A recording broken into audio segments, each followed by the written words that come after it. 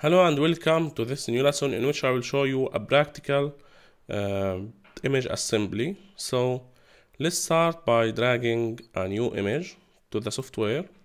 We have this image which is basically a laptop and someone is playing with it. So let's say that I want to add something to this screen.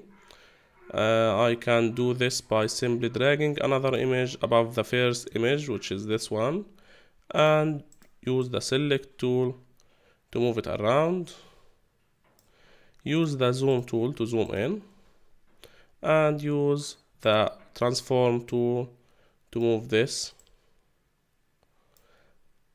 And if we did change the opacity, we can easily configure the location to match the display.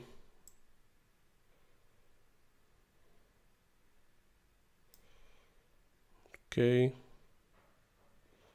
and this is our last move it. Okay, then click OK. Now return the opacity to 100%, and you have this image. Click zoom out by pressing here and changing to zoom out, or by simply pressing the control button. And as you can see, he's now using this software on this laptop.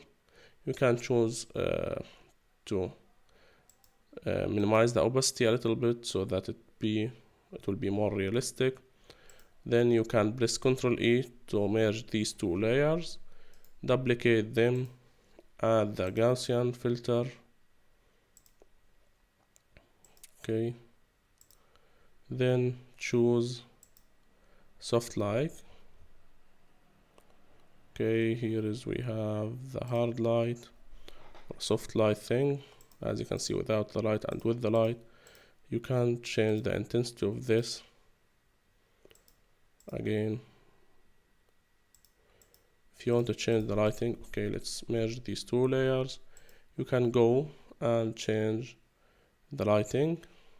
I will talk about lighting and colors in the next lesson, but that's it. This is how to create or merge two images to be in one and appear more realistic.